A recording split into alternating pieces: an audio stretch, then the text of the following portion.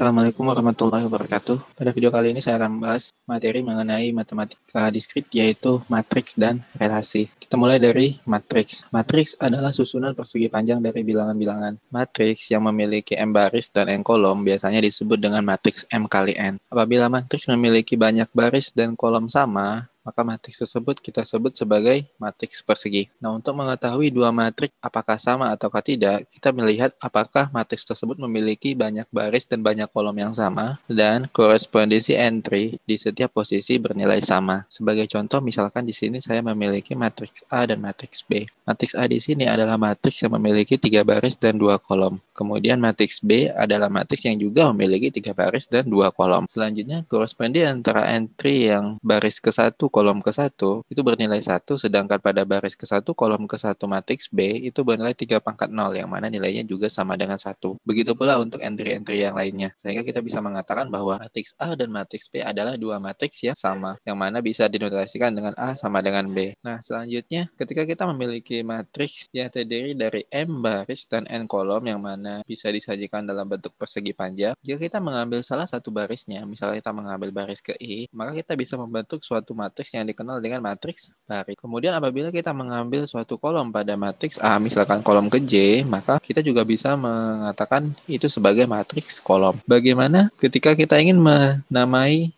entry pada suatu matriks baris? Kita bisa langsung menyebut entry ketiga misalkan. Nah, entry ketiga pada suatu matriks baris itu artinya kita menghitung 3 entry dari kiri. Kemudian bagaimana dengan matriks kolom? Hal yang sama juga berlaku. Hanya saja kita menghitungnya dari atas ke bawah. Tentu hal tersebut tidak bisa berlaku pada matriks persegi panjang, yang mana matriks persegi panjang yang kita miliki tidak hanya terdiri dari satu baris, dan juga tidak hanya terdiri dari satu kolom. Sebagai akibatnya, biasanya entry pada matriks atau elemen pada matriks itu dinotasikan dengan elemen ke I, J, yang mana I di sini menandakan baris pada entry tersebut dan juga J di sini menandakan kolomnya. Sehingga kita bisa mengatakan elemen dari matriks A besar itu bisa dinotasikan dengan A kecil IJ. Nah, sebagai akibatnya, kita bisa menyederhanakan penulisan matriks yang disajikan seperti ini, yang lumayan membuat penulisannya agak banyak.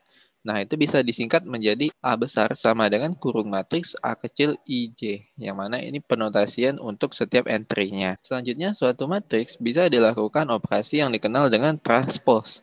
Transpose di sini artinya mengubah posisi dari entry pada baris ke I kolom ke J menjadi pada baris ke J kolom ke I. Sebagai contoh, misalkan di sini saya mempunyai matriks 3, negatif 2, 4, 1, 1, 0. Negatif 2 misalkan di sini adalah entry pada baris ke-1 kolom kedua. Akibatnya, ketika kita melakukan transpose, baris ke-1 kolom kedua akan dipindahkan ke baris kedua kolom ke-1. Atau dengan lebih mudahnya, kita bisa langsung mengambil satu baris pada matriks, kemudian menggantinya, mengubahnya menjadi suatu kolom pada matriks transposnya. Di sini kita punya baris ke-1, 3, negatif 2, 4, tinggal diubah menjadi suatu kolom pada transposnya, menjadi 3, negatif 2, dan 4. Begitu pula pada baris kedua, tinggal dipindahkan menjadi kolom kedua, dan seterusnya. Nah, terkait dengan transpose matriks, kita mengenal salah satu sifat matriks, yaitu matriks simetris. Matriks simetris di sini adalah matriks yang jika A akan memiliki nilai yang sama dengan A transpose. Misalkan kita memiliki contoh di sini matriks 2, 1, 0, 1, 0, 3, 0, 3, 2. Matriks ini ketika kita melakukan transpose, yaitu mengubah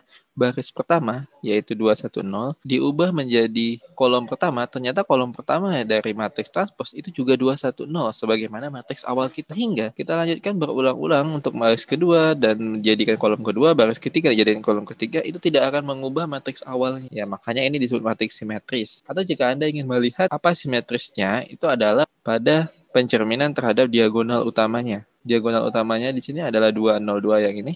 Anda bisa melihat entry di sini saling bercermin, seperti saling bercermin gitu ya, seperti diduplikasi. Artinya di sini Anda bisa saja langsung melihat suatu matriks itu simetris atau tidak hanya dengan melihat apakah terhadap diagonal utama mereka memiliki nilai-nilai yang saling sama. Tentu Hal ini mengakibatkan suatu matriks hanya simetris jika matriks tersebut adalah matriks persegi. Selanjutnya, jenis matriks yang lain kita punya matriks 01. Matriks 01 adalah matriks yang setiap elemennya hanya bernilai 0 atau 1. Sebagai contoh di sini saya punya matriks 01, 01, 01, 011. Nah, di sini adalah salah satu contoh matriks 01. Terlebih khusus lagi kita punya matriks 01 yang dikenal dengan matriks identitas. Matriks identitas itu merupakan matriks 01 yang mana elemen 1 itu hanya ada di diagonal utamanya. Hanya di diagonal utamanya yang bernilai 1, sementara selain diagonal utama, semua entry-nya bernilai 0. Apa keistimewaan matriks identitas ini? Ternyata matriks identitas ini apabila dikalikan atau mengali dengan matriks lain tersebut tidak akan berubah. Dan didefinisikan pula bahwa sembarang matriks persegi apabila dipangkatkan 0, maka itu hasilnya adalah matriks identitas. Kemudian operasi yang ada pada matriks juga kita memiliki penjumlahan matriks. Penjumlahan matriks tentu telah Anda pelajari bahwa kita menjumlahkan setiap entry yang seletak. Dan hal ini juga tentu berlaku pada pengurangan matriks. Selanjutnya kita juga memiliki perkalian matriks. Perkalian matriks biasanya lebih dikenal dengan mengalihkan antar baris dengan kolom. Jadi misalkan kita punya matriks A yang terdiri dari 4 baris, kita akan mengalihkan dengan matriks B yang terdiri dari 2 kolom. Bagi akibatnya hasil kalinya adalah 4 baris 2 kolom. Tentu saja ketika kita mengalihkan matriks, kita memiliki syarat agar matriks tersebut bisa dikalikan, yaitu matriks AB bisa dikalikan jika matriks A memiliki banyak kolom yang sama dengan banyak baris pada matriks B. Di sini kita memiliki matriks A yang 3 kolom dan matriks B yang 3 baris, sehingga matriks A dan B itu bisa dikalikan. Kenapa kita mensyaratkan ini? Karena ketika kita mengalihkan baris dengan kolom, maka kita mengalihkan 1 dengan 2, 0 dengan 1, 4 dengan 3. Andaikan ini tidak sama banyak, maka akan ada entry atau elemen yang tidak memiliki pasangan untuk dikalikan. Inilah yang mengakibatkan bahwa banyaknya kolom pada matriks A harus sama dengan banyaknya baris pada matriks B. Dan teknik mengalihkannya adalah baris dikali kolom. Sebagai akibatnya, kalian matriks tidaklah komutatif. Ya, Anda bisa melihat di sini, B dikali A itu tidak bisa dilakukan perkalian. Materi mengenai matriks tadi adalah salah satu pengantar untuk Anda mempelajari materi yang ada di sini, yaitu mengenai relasi. Nah, relasi itu seperti apa? Misalkan kita memiliki dua buah himpunan, yaitu himpunan A dan B. Selanjutnya, sebuah relasi biner dari A ke B adalah himpunan bagian dari A dikali B. Adapun kalian di sini tentu perkalian kartesian pada himpunan. Kemudian kita menotasikan sebuah relasi sebagai himpunan bagian dari A kali B. Himpunan A itu biasanya dikenal dengan daerah asal ataupun domain. Kemudian himpunan B-nya disebut sebagai daerah hasil atau biasa dikenal dengan ring. Sebagai contoh, misalkan kita memiliki himpunan A yang isinya adalah A, B, C, E. Kemudian himpunan B yang isinya adalah 1 dan 2. Di sini saya akan mencoba memberikan sebuah relasi yang mana relasi tersebut dari himpunan A ke himpunan B dengan menghubungkan setiap unsur pada himpunan A yang merupakan huruf vokal ke bilangan genap dan setiap unsur di himpunan A yang merupakan huruf konsonan ke bilangan ganjil. Maka kita bisa mengatakan A itu akan dihubungkan dengan 2. Kemudian E akan dihubungkan dengan 2, B akan dihubungkan dengan 1, dan C akan dihubungkan dengan 1. Sehingga kita bisa membuat bentuk himpunan dari relasi tersebut adalah seperti ini. Kalau tadi relasi melibatkan dua himpunan, ternyata relasi bisa hanya melibatkan sebuah himpunan. Tuh, artinya relasi tersebut terjadi pada himpunan A ke himpunan A lagi. Yang mana artinya relasi tersebut merupakan himpunan bagian dari A kali. Nah, sebagai contoh, misalkan di sini saya memiliki himpunan A yaitu 1, 2, 3, 4. Nah, misalkan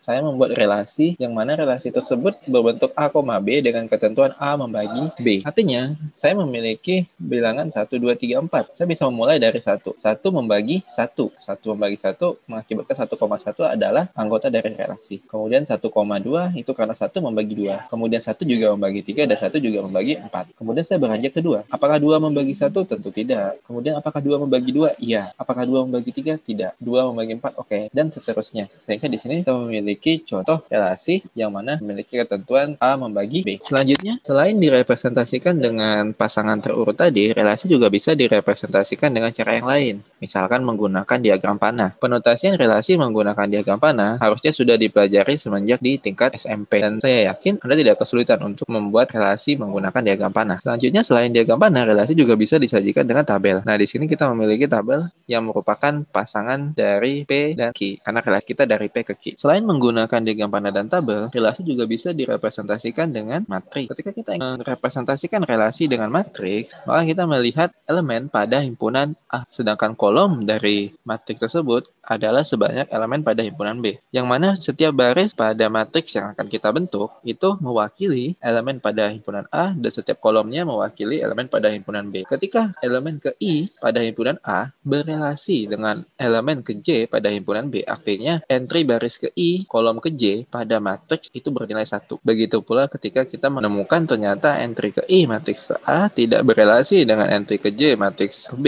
artinya baris ke I kolom ke J bernilai 0. Agar lebih mudah untuk melihat seperti apa representasi menggunakan matriks, di sini saya punya contoh. Misalkan saya punya himpunan A itu adalah 1, 2, 3, kemudian himpunan B 1, 2. Artinya matriks representasi yang merelasikan A ke B memuat 3 baris dan 2 kolom. Kemudian saya ingin membuat relasi yang menghubungkan A ke B dengan ketentuan A lebih besar dari B. Sehingga ketika saya membuat hubungan seperti ini, relasi yang terbentuk adalah 2,1, 3,1, dan 3,2, yang mana A-nya lebih besar dari B. Selanjutnya matriksnya bisa disajikan seperti ini, yang mana saya mengambil elemen ke-1 dari himpunan A bernilai 1, elemen kedua bernilai 2, elemen ketiga bernilai 3. Sedangkan pada matriks B, elemen ke-1-nya bernilai 1 dan elemen keduanya bernilai 2. Selanjutnya sesuai dengan relasi yang terjadi pada matriks 2,1, artinya baris kedua dan kolom ke-1 itu akan bernilai 1.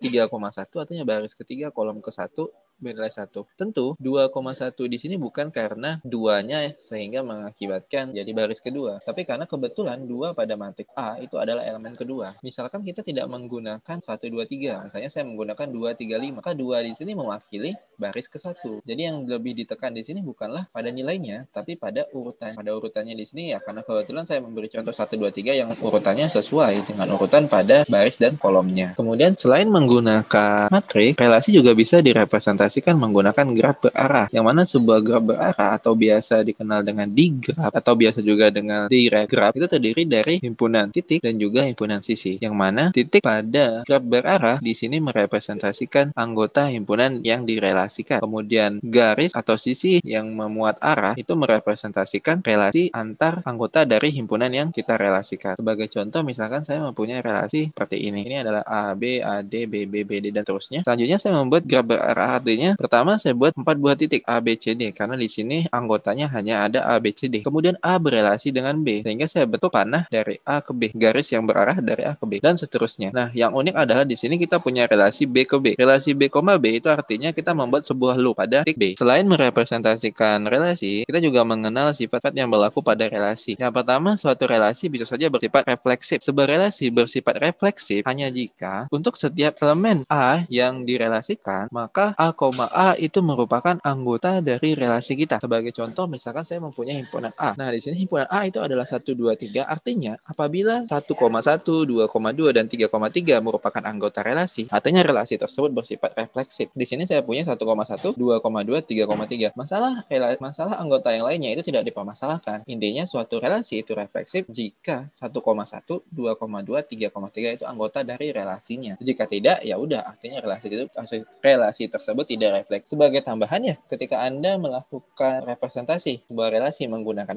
matriks yang refleksif itu memiliki entry 1 pada setiap entry di diagonal utamanya bernilai 1. Sementara selain diagonal utamanya, ya bebas. Mau bernilai 1 ataupun enggak, itu enggak masalah. Yang penting, kalau ingin relasi itu refleksif, representasi pada diagonal utamanya haruslah bernilai 1 semuanya. Jika tidak 1 semuanya, artinya tidak refleksif. Tapi jangan khawatir, suatu relasi tidak refleksif bukan berarti tidak memiliki sifat yang lain. Ada juga sifat yang lain yang berlaku pada relasi, misalkan adalah simetris. Sebuah relasi disebut simetris jika A, B anggota relasi mengakibatkan B, A juga anggota relasi. Dengan kata lain, ketika Anda melihat suatu relasi dan ingin mengecek apakah relasi tersebut simetris atau tidak, ya Anda hanya mengecek setiap relasinya. Sebagai contoh, di sini 1,1 kalau dibalik ya tetap 1,1. Di sini 1,2 ya kalau ditukarkan jadi 2,1. Apa 2,1 juga anggota relasi? Ternyata ada. Jika 1,2 dibalik menjadi 2,1 dan 2,1 tidak ada sebagai anggota relasi, maka relasi tersebut tidak simetris. Atau dengan direpresentasikan menggunakan matriks, Anda bisa melihat di sini suatu relasi yang simetris, artinya matriksnya juga merupakan matriks simetris. Seperti yang tadi sudah kita bahas mengenai matriks simetris. Selanjutnya, selain sifat simetris, suatu relasi juga bisa bersifat antisimetris. Sebuah relasi bersifat antisimetris artinya tidak ada anggota A,